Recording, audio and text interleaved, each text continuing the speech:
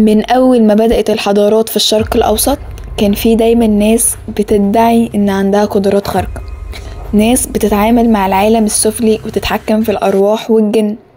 ومع الوقت بعض الناس دي بقت الأسطورة، وبعد التاني اختفى تماما كأن الأرض بلعته.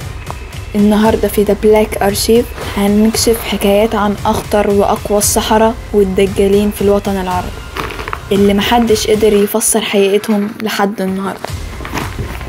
المغرب واحدة من أكتر الدول اللي ارتبط اسمها بالسحر في العالم العربي. السبب ايه؟ ان تاريخها مليان بالطقوس القديمة من العصور الأمازيغية اللي كانت بتستخدم رموز غامضة وأحجار مقدسة في السحر. أشهر منطقة هناك هي جبل زرهون وسيدي علي ابن حمدوش.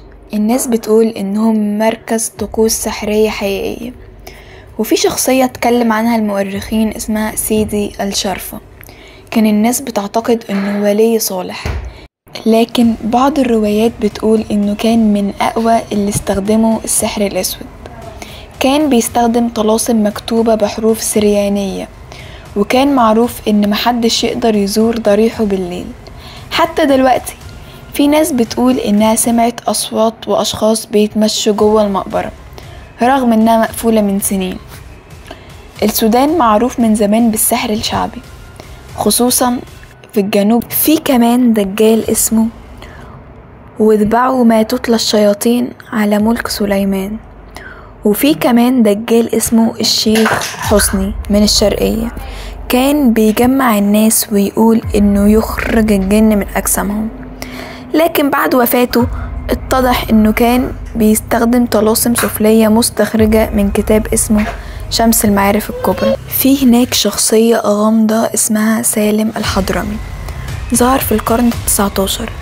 كان مشهور بقدرته على علاج الأمراض بطرق غريبة، زي قراءة آيات معينة مع كتابة رموز بالزعفران على الجلد.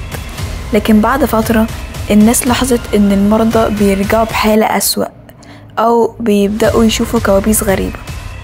وفي شيوخ أكدوا انه كان بيستعين بجن اسمه شمهرير، أحد ملوك الجن السبعة المذكورين في كتب السحر السفلي. لحد النهاردة الناس بتخاف تذكر اسمه بصوت عالي في بعض القرى اليمنية. في الجزائر في نوع من السحر اسمه سحر الزوايا، وده بيكون مرتبط بالطرق الصوفية القديمة. الفرق ان السحر ده مش دايما شرير، لكنه في بعض الأحيان بيتحول لطريق للسيطرة على الناس. وفي دجال اسمه الحاج زهير، عاش في بداية القرن 20 وكان بيقدر يخلي الناس تشوف اللي مش موجود.